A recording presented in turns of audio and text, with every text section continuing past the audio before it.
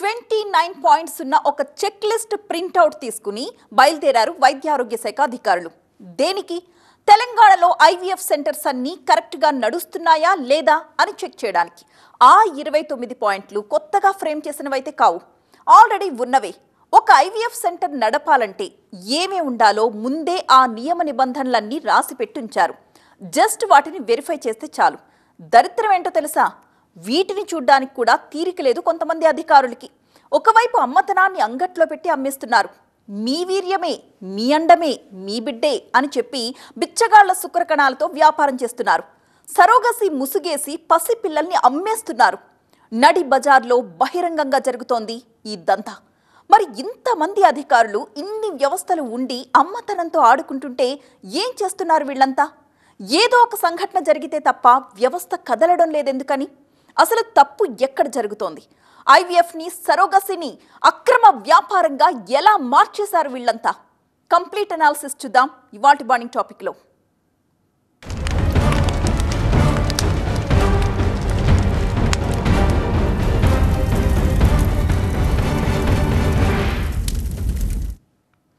ఒక అంచనా ప్రకారం పిల్లలు పుట్టడం లేదని లోలోన కుమిలిపోతున్న జంటలు మన దేశంలో 2,75,00,000 మంది. 20% మంది దంపతులు ఒక్క నలుసు కోసం ఏళ్లుగా పరితపించిపోతున్నారు. అందులోనూ 50% సమస్య మగవారిలోనే. ఇక్కడ పట్టణమా పల్లెటూరా అన్న తేడా లేదు. అఫ్కోర్స్ సిటీలో ఉండే మగవాళ్లలోనే ఎక్కువగా ఈ ప్రాబ్లమ్స్ కనిపిస్తున్నప్పటికీ అంతే స్థాయిలో పల్లెల్లో ఉన్న మగవారిలో కూడా సమస్య ఉంది. ఇన్ని లెక్కలు ఓపెన్గా కనిపిస్తున్నప్పుడు, ఇన్ని కోట్ల మంది పిల్లలు లేక బాధపడుతున్నప్పుడు ఆ దంపతుల ఆశను క్యాష్ చేసుకోవా ఈ ఐవీఎఫ్ సెంటర్స్? మా దగ్గరికి రండి, చేతిలో బిడ్డను పట్టుకెళ్ళండి అన్నంత ఈజీగా యాడ్స్ ఇచ్చి మరీ దోచేసుకుంటున్నాయి. అందుకే పల్లె పట్టణం అన్న తేడా లేకుండా ఇన్ని ఐవీఎఫ్ సెంటర్స్ పుట్టగొడుగుల్లా పుట్టుకొచ్చేశాయి.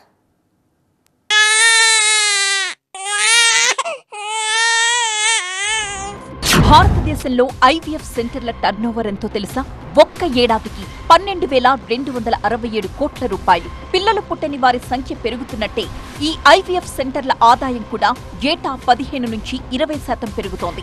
2034 నాటికి, అంటే దాదాపుగా వచ్చే 10 ఏళ్లలో ఈ ఐవీఎఫ్ మార్కెట్ 40,000 కోట్ల రూపాయల టర్నోవర్ దాటిపోతుందని ఒక అంచనా.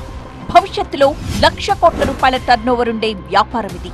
పిల్లల్ని పుట్టిస్తాం, వాళ్లతో అమ్మా నాన్న అనిపిస్తాం అని ఒక బోర్డు తగిలించుకుంటే చాలు, లక్షలకు లక్షల రూపాయలు సంపాదన. భవిష్యత్తు వరకు ఎందుకు, ఇప్పుడే పుట్టగొడుగుల్లా పుట్టుకొచ్చేశాయి. హైదరాబాద్లో అయితే వీధికో ఫర్టిలిటీ సెంటర్ కనిపిస్తుంది. మనల్నెవడ్రా ఆపేది అనే స్లోగన్ తెగ నచ్చిందేమో. ఇష్టారీతిన ఐవీఎఫ్ సెంటర్స్ పెట్టేస్తున్నారు.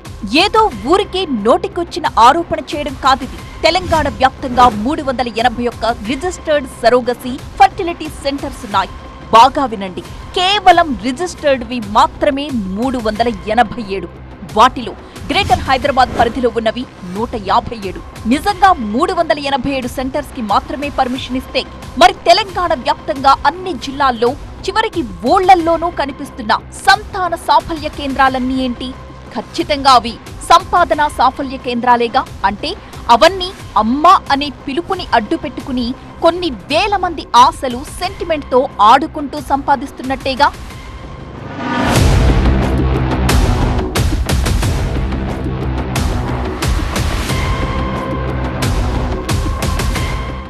సపోజ్ జబ్బు చేసింది, ఓ డాక్టర్ దగ్గరికి వెళ్లారు, అక్కడ తగ్గలేదు, వేరే వాళ్ళ దగ్గరకు వెళతారు. కానీ ఐవీఎఫ్ సెంటర్స్ లో అలాంటి ఆప్షనే ఉండదు. ఫీజు కాదు వాళ్లకు కట్టాల్సింది, డైరెక్ట్ గా ప్యాకేజీలే. 5,000 కట్టడం, 10,000 కట్టడం అనే మాటే ఉండదు. అక్కడ చెల్లించాల్సింది లక్షల రూపాయల్లో. అంత ఫీజు కట్టాక ఎవరైనా బందీ అయిపోవడమే తప్ప బయటకు రాగలరా? ఈ దందా చాలా ఓపెన్ గా జరుగుతుంది, కానీ ప్రశ్నించేవారే లేరు. థియేటర్స్ లో పాప్కార్న్ రేట్లు పెరిగిపోతున్నాయని అరిచి గోల చేస్తారు. అది విని తనిఖీలకు ఆదేశిస్తారు. ఇక్కడ లక్షల రూపాయల దందా, అది కూడా అమ్మతనాన్ని అడ్డు పెట్టుకుని అడ్డగోలుగా దోచిస్తుంటే అడిగేవారేరి, తనిఖీలు చేసేవారేరి? ఎక్కడికి పోయారు ఈ అధికారులంతా? పోనీ లక్షలు పోతే పోయాయి, పిల్లలు పుడితే అదే 10,000. మరి నిజంగానే అన్ని ఫర్టిలిటీ సెంటర్స్ సంతాన సాఫల్యాన్ని అందిస్తున్నాయా? ఛాలెంజ్ చేసి చెప్పొచ్చు. ఐవీఎఫ్ సెంటర్ల మెట్లెక్కిన వాళ్లందరికీ పిల్లలు పుట్టరు అని. అలాగని దంపతుల్లో లోపం వల్ల కాదు. కొన్ని ఐవీఎఫ్ సెంటర్స్ లో కనీస మౌలిక సదుపాయాలు లేక, మౌలిక సదుపాయాలు అంటే అదో బ్రహ్మ పదార్థం కాదు. ఐవీఎఫ్ లో ప్రావీణ్యం ఉన్న డాక్టర్స్, దానికి తగిన నర్సులు, సిబ్బంది, వీర్యం, అండాన్ని నిల్వ చేయగలిగిన క్వాలిటీ ఎక్విప్మెంట్, అండంలోకి శుక్రకణాల్ని పంపించి ఫలదీకరణ చేయించేంత టెక్నాలజీ, పర్ఫెక్ట్ రిజల్ట్ చెప్పగలిగే ల్యాబ్లు, టెక్నీషియన్లు, ఇవన్నీ మౌలిక సదుపాయాల కిందే లెక్క. వీధికో ఐవీఎఫ్ సెంటర్ ఉన్నప్పుడు నిజంగా అంతమంది అనుభవం ఉన్న డాక్టర్స్ ఉన్నారా మన దగ్గర? ప్రతి ఐవీఎఫ్ సెంటర్లోనూ ఎక్స్పర్ట్ ఉన్నాడా? ఇదో పెద్ద అనుమానపు లెక్క. నిజంగా తెలంగాణ వ్యాప్తంగా 381 రిజిస్టర్డ్ ఐవీఎఫ్ సెంటర్స్ ఉంటే, రిజిస్టర్ కాని సెంటర్స్ అంతకు మించి ఉన్నాయి.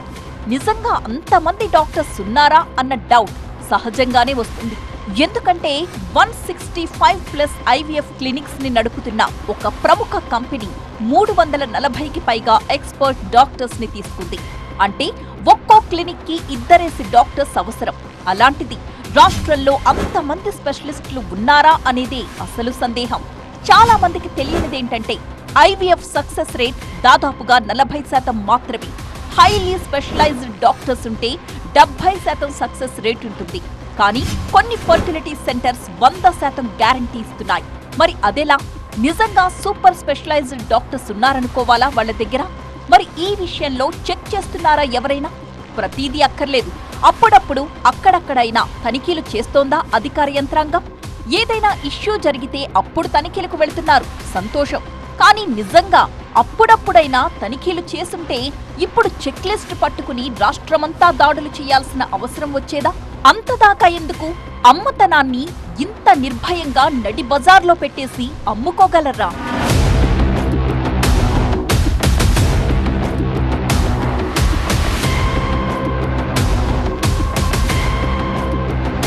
తనిఖీలు చెయ్యలేక కాదు, అంతమంది స్టాఫ్ లేక కాదు, నిజంగా అంత సిబ్బంది లేరు అనుకుంటే ఇప్పుడెలా బయలుదేరాయి ఈ బృందాలన్నీ? శనివారం నుంచి తెలంగాణలోని అన్ని ఫర్టిలిటీ కేంద్రాల్లో తనిఖీలు చేయాలని వైద్య ఆరోగ్య శాఖ క్లియర్ కట్ ఆర్డర్స్ ఇచ్చింది. 35 బృందాల్ని రంగంలోకి దించింది కూడా. ఒక్క గ్రేటర్ హైదరాబాద్ పరిధిలోనే 3 రోజుల పాటు తనిఖీలు చేస్తారు. అంతేకాదు 3 రోజుల్లోనే రిపోర్టు కూడా ఇవ్వాలని వైద్య ఆరోగ్య శాఖ కమిషనర్ ఆదేశించారు. ఆ తర్వాత అన్ని జిల్లాల్లో దశల వారీగా సెర్చ్ ఆపరేషన్ ఉండబోతోంది. తెలంగాణలో ఉమ్మడి వరంగల్, కరీంనగర్, ఖమ్మం జిల్లాల్లోనే ఎక్కువ సంఖ్యలో ఫర్టిలిటీ కేంద్రాలున్నాయన్న సమాచారం ఉంది అధికారుల దగ్గర. ఈ 3 జిల్లాల పరిధిలో దాదాపు 200కు పైగా ఫెసిలిటీ సెంటర్స్ పై తనిఖీలు చేయబోతున్నారు. జిల్లా అధికారుల్ని పంపిస్తే పక్కా సమాచారం వస్తుందో రాదో అనుకున్నారో ఏమో. తనిఖీల కోసం రాష్ట్ర స్థాయి నుంచి అధికారుల్ని పంపే అవకాశం ఉందని తెలుస్తోంది. అంటే యంత్రాంగం తలుచుకోవాలే కానీ మూకుమ్మడి తనిఖీలు, సర్ప్రైజ్ విజిట్లు సైతం చేయగలరు. మరి ఇన్నేళ్లలో అలా జరగలేదంటే ఏంటి కారణం? అధికారులు చెయ్యి తడి చేసుకోవడానికి అలవాటు పడ్డారేమో అని అనుమానించాల్సిన పరిస్థితి కల్పించింది ఎవరు? అనాథలు, అడ్డాకూలీలు, బిచ్చగాళ్లు, వీళ్లను పట్టుకొచ్చి వీర్యం, అండాలు సేకరించింది సృష్టి ఫర్టిలిటీ సెంటర్. ఏం వాళ్ళు మాత్రం మనుషులు కాదా అనొచ్చు. కరెక్టే, వాళ్ళు మనుషులే. కానీ రూల్స్ అంటూ కొన్ని ఉంటాయి కదా. వీర్యం లేదా అండం వినియోగంపై కఠినమైన నిబంధనలున్నాయి మన దగ్గర. ఎవరు పడితే వారి దగ్గర నుంచి అండం, వీర్యం తీసుకోకూడదు. దాతలు నిర్దిష్ట వయసులో ఉండాలి, ఆరోగ్యంగా ఉండాలి. ఒక దాత నుంచి పరిమిత సంఖ్యలో మాత్రమే అండాల్ని సేకరించాలి. బట్ బయట ఏం జరుగుతోంది? సృష్టి ఫర్టిలిటీ లాంటి కొన్ని క్లినిక్స్ వైద్య పరీక్షలు చేయకుండానే వీర్యాన్ని, అండాల్ని ఉపయోగించేస్తున్నాయి. వాళ్ల రికార్డ్సే లేవు.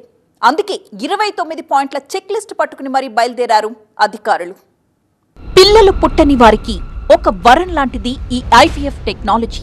1978లో అందుబాటులోకొచ్చాక ఎంతో మంది అమ్మా, నాన్న అన్న పిలుపు విన్నారు. సరోగసి కంటే ఐవీఎఫ్ ద్వారా పిల్లల్ని కనడంలోనే సంతృప్తి కలుగుతుంది. బిడ్డ ఆ తల్లి కడుపులోనే పెరిగి ఆమె గర్భంలో నుంచే బయటకొస్తాడు కాబట్టి. బట్ రాను రాను ఇదొక వ్యాపారంగా మారింది.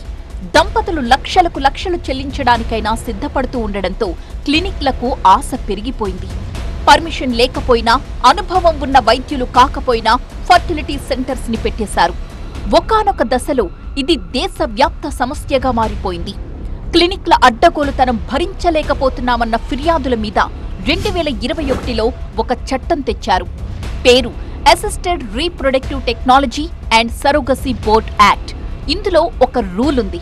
ప్రతి రాష్ట్రం తమ పరిధిలో ఉన్న ప్రతి ఒక్క ఫెర్టిలిటీ సెంటర్ని ఎప్పటికప్పుడు చెక్ చేస్తూ ఉండాలి అనేదే ప్రధానమైన రూల్. అసలు రిజిస్ట్రేషన్ అనేది జరిగిందా లేదా, రెన్యువల్ అవుతుందా కావట్లేదా అనేవి పరిశీలించాలి. ఇప్పటిదాకా చెప్పుకున్న 29 పాయింట్ చెక్ లిస్ట్లోనూ ఇవే ఉంటాయి.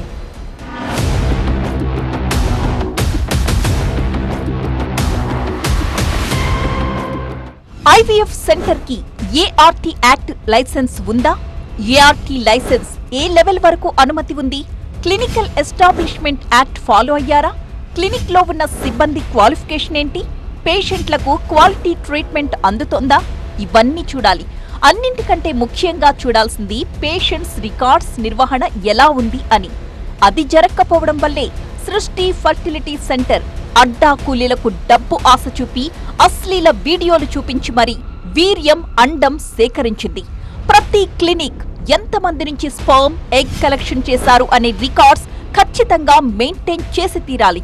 కలెక్ట్ చేయడానికి ముందు, తరువాత వైద్య పరీక్షలు చేయాలి. కానీ ఇవేవీ పక్కాగా జరుగుతున్న ఆధారాలు లేవు.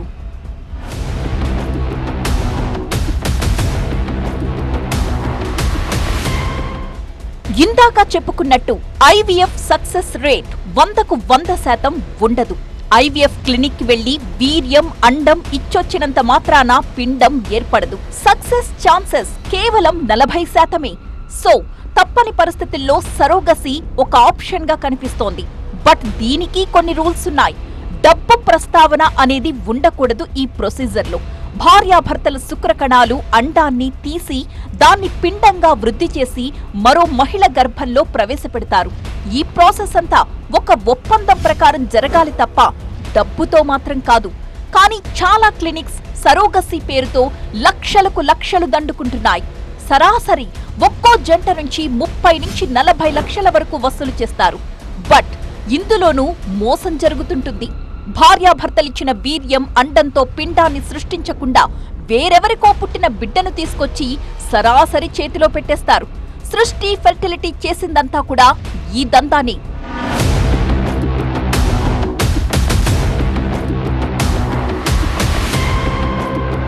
నిజానికి సరోగసీకి లీగల్ గైడ్ లైన్స్ ఫాలో అవుతున్నారా లేదా అని చెక్ చేయాల్సింది అధికారులు. బట్ అనుకున్నంత స్థాయిలో తనిఖీలు జరగడం లేదన్న విమర్శలు వినిపిస్తున్నాయి. అసలు సరోగసీ డోనర్స్ ని ఎలా గుర్తిస్తున్నారు? సక్సెస్ రేట్ ని ఎలా నిర్ధారిస్తున్నారు? వీటన్నింటినీ ఎప్పటికప్పుడు చెక్ చేస్తూ ఉండాలి. కేంద్రం చట్టం చేసి మరీ ప్రతి రాష్ట్రానికి ఏఆర్టీ బోర్డు పెట్టిందే ఈ ఉద్దేశంతో. సరోగసీ పేరుతో ఎక్కడా పసిపిల్లల విక్రయాలు జరగకూడదు అనేదే ఈ చట్టం ఉద్దేశం.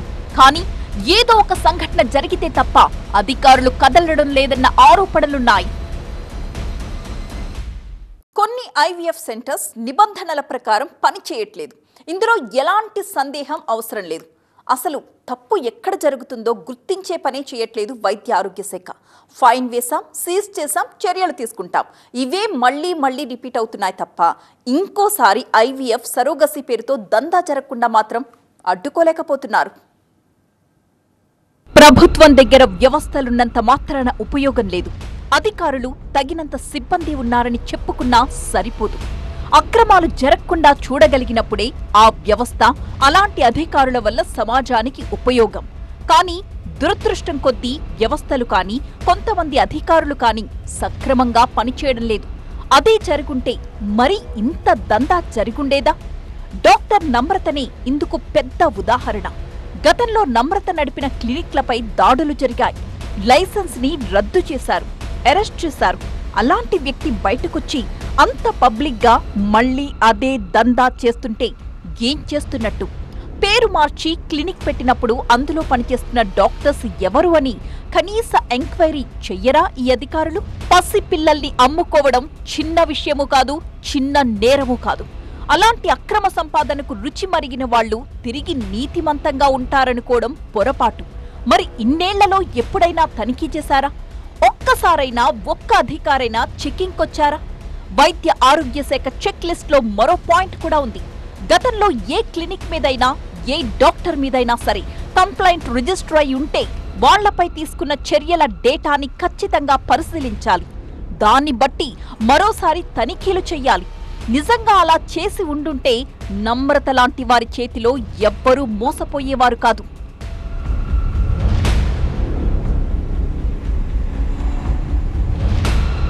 మహిళల్లో పీసీఓడి సమస్య ఉంటే పిల్లలు పుట్టడం కష్టం.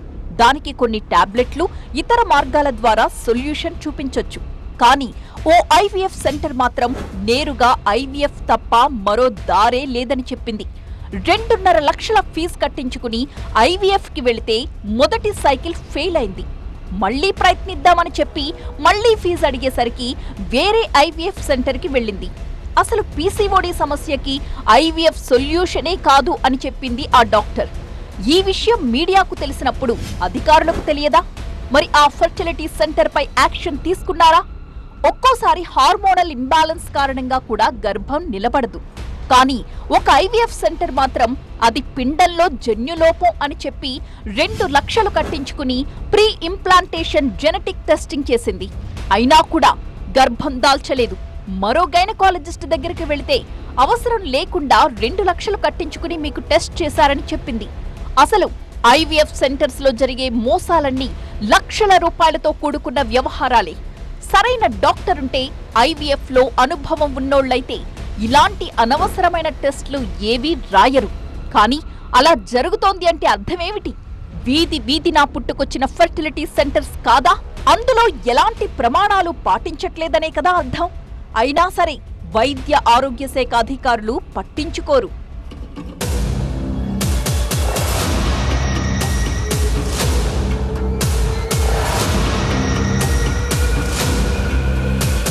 అనంతపురంలో ఐవీఎఫ్ ప్రాసెస్ లో భాగంగా ఆపరేషన్ థియేటర్ కి వెళ్లిన మహిళ ఆ తరువాత శవంగా బయటకొచ్చింది.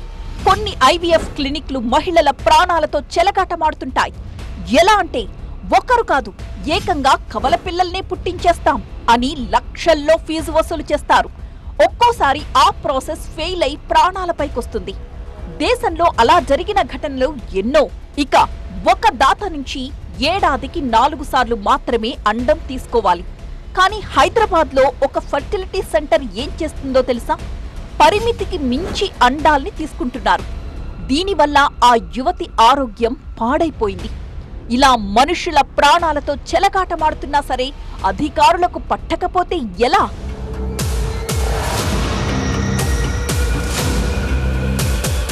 ప్రతి ఒక్క IVF clinic, IVF bank registration చేయించుకోవాలి. ఆ క్లినిక్లను రాష్ట్రాల బోర్డులే పర్యవేక్షించాలి. కానీ రెగ్యులర్ గా అలా జరుగుతోందా? ఎప్పుడెప్పుడు తనిఖీలు చేశారో, ఎన్ని క్లినిక్లపై దాడులు చేశారో ఒక రికార్డు మెయింటైన్ చేస్తున్నారా? అసలు ఫర్టిలిటీ సెంటర్స్ లో పనిచేసే సిబ్బందికి తగిన క్వాలిఫికేషన్స్ ఉన్నాయా? అర్హత లేని ఫేక్ డాక్టర్స్ ఉన్నారా అని మెడికల్ బోర్డుల వివరాలతో సరిపోల్చుకోవాలి. అలాంటి తనిఖీలు జరుగుతున్నాయా? క్లినిక్లోని ల్యాబొరేటరీలు, పరికరాలు నేషనల్ ఏఆర్టీ సరోగసీ బోర్డు మార్గదర్శకాల ప్రకారం ఉండాలి. అలా ఉన్నాయో లేవో అధికారులు ఎప్పుడైనా పరీక్షించారా?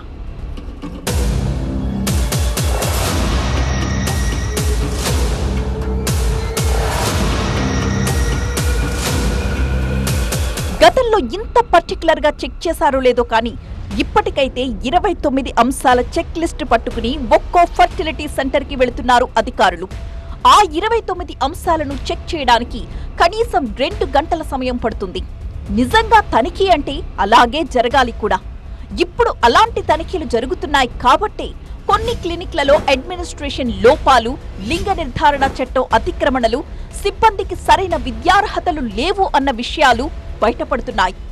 ఇలాంటి తనిఖీలే రెగ్యులర్ గా జరుగుతూ ఉండుంటే డాక్టర్ నమ్రత లాంటి అక్రమార్కులకు భయం ఉండేది. అమ్మతనంతో ఆటలాడుకునే పరిస్థితి ఉండేదే కాదు. సరోగసీ పేరుతో అసలు వ్యాపారమే జరిగేది కాదు.